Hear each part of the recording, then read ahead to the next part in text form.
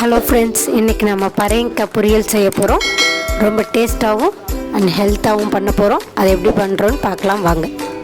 இன்றைக்கி நான் ஒரு 1/2 கிலோ பம்ப்கின் எடுத்திருக்கேன். மஞ்சள் பூசணிக்காய், அதை இந்த மாதிரி விதையெல்லாம் எடுத்துட்டு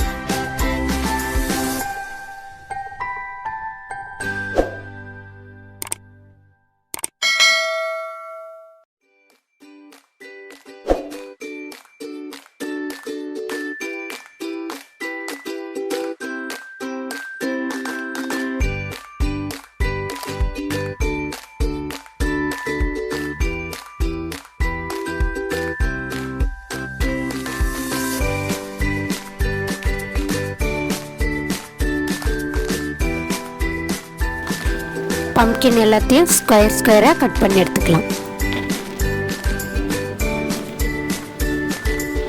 பம்ப்கின் வந்து ரொம்ப ஸ்வீட்னஸ் இருக்கும், அதே சமயம் சீக்கிரம் குழைஞ்சிரும். அதனால் மீடியம் சைஸில் நான் கட் பண்ணுற மாதிரி சைஸில் கட் பண்ணுங்கள்.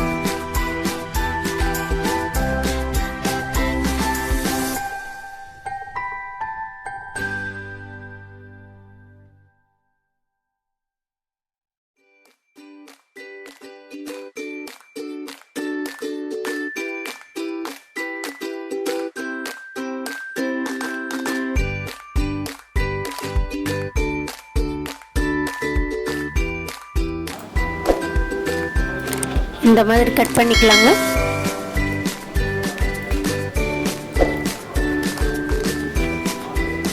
ஒரு பச்சை மிளகாய் எடுத்திருக்கேன், அதையும் இந்த மாதிரி பொடியாக கட் பண்ணிக்கலாம்.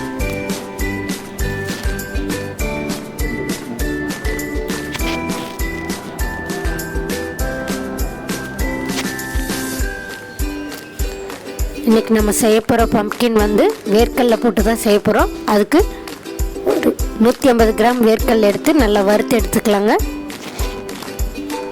வேர்க்கடலை வந்து ரொம்ப லோ ஃப்ளேமில் தான் வச்சு வறுக்கணும். அதே சமயம் வேர்க்கடலை வந்து அந்த வெடிக்கிற சத்தம் வரணும், அந்த அளவுக்கு வறுக்கணும். உங்களுக்கே தெரியும், அது வறுக்கும் போது அந்த சத்தம் வரும். அது மாதிரி எல்லா வேர்க்கடலையும் வறுத்து எடுத்துக்கலாம். இது கூடவே நான் 2 காஞ்ச மிளகாய் போட்டிருக்கேன், அதையும் லேசாக வதக்கி எடுத்துக்கலாம். அதையும் லேசாக வறுத்து எடுத்துக்கலாம்.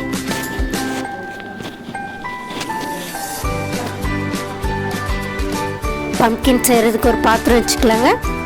பாத்திரம் சூடாகிடுச்சு. 2 ஸ்பூன் எண்ணெய் விட்டுக்கலாம். 1/2 ஸ்பூன் கடுகு போட்டுக்கலாம். கடுகு நல்லா பொரிஞ்சிருச்சு. இது கூடவே 1/4 டீஸ்பூன் சோம்பு போட்டுக்கலாம். ஒரு காஞ்ச மிளகாய் கிள்ளி போட்டுக்கலாம். இது அப்படியே ஒரு கிளறிலாங்க. கட் பண்ணியிருக்க பம்ப்கினை நல்லா வாஷ் பண்ணிக்கலாம். அதை இந்த ஸ்டேஜில் ஆட் பண்ணிக்கலாம்.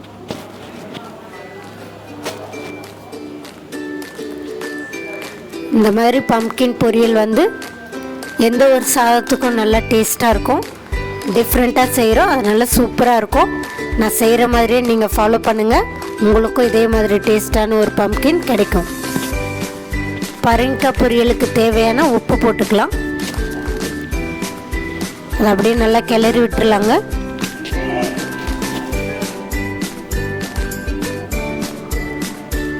பத்து நிமிஷம் மூடி போட்டு வேக வச்சிடலாம். பம்கின் 10 நிமிஷம் வேகட்டோங்க. இந்த ஸ்டேஜில் நம்ம வறுத்து வச்சுருக்க வேர்க்கடலையே ஸ்கின்னை ரிமூவ் பண்ணிக்கலாம். ஸ்கின்னை ரிமூவ் பண்ணிவிட்டு மிக்சியில் போட்டு கொரப்பாக அரைச்சி எடுத்துக்கலாம். ரொம்ப நைஸாகவும் இருக்கக்கூடாது, ரொம்ப முழுசாகவும் இருக்கக்கூடாது, ஒன்றும் பாதியமாக நம்ம அரைச்சி எடுத்துக்கலாம். அதுக்கு முன்னாடி வேர்க்கடலை இந்த மாதிரி வறுத்துட்டு அதை ஒரு மத்தை வச்சு நம்ம நசுக்கணும்னா அது தோலெல்லாம் சீக்கிரமாக ரிமூவ் ஆகிடும். அதை அப்படியே புடச்சி விட்டிங்கன்னா ஈஸியாக சீக்கிரம் ரிமூவ் பண்ணிடலாம். அவ்வளோதாங்க, 10 நிமிஷம் ஆகிடுச்சு. ஓப்பன் பண்ணி பார்த்துடலாம்.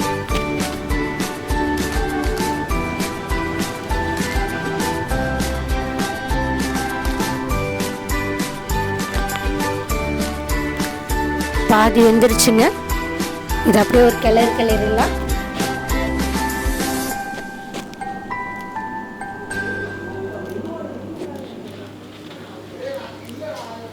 க்ளீன் பண்ணி வச்சுருக்க வேர்க்கடலையே மிக்ஸி ஜாரில் போட்டு அரைச்சி எடுத்துடலாம். இந்த மாதிரி அரைச்சிக்கிட்டால் போதுங்க. பம்கின் நல்லா வெந்துருச்சுங்க. இந்த மாதிரி வெந்திருந்தால் போதும். இந்த ஸ்டேஜில் நம்ம அரைச்சி வச்சுருக்க வேர்க்கடலையை ஆட் பண்ணிக்கலாங்க. இது அப்படியே ஒன்று சேர கிளறி விட்டுடலாம். பாருங்கள், பார்க்கும் போது எவ்வளோ சூப்பராக இருக்குது. நம்மளுடைய பரங்கிக்காய் பொரியல் சூப்பராக ரெடி ஆயிடுச்சு. இதை வேறு ஒரு பவுலுக்கு மாற்றிடலாம். இந்த மாதிரி பரங்கிக்காய் நீங்கள் ஒரு தரம் வீட்டில் செஞ்சு பாருங்கள். குழந்தைங்கள்லேருந்து பெரியவங்க வரல எல்லாருமே விரும்பி சாப்பிடுவாங்க. இதே மாதிரி எனக்கு ட்ரை பண்ணுங்கள். நான் செஞ்ச மாதிரியே அது எப்படி இருக்குன்னு எனக்கு கமெண்ட் பண்ணுங்கள்.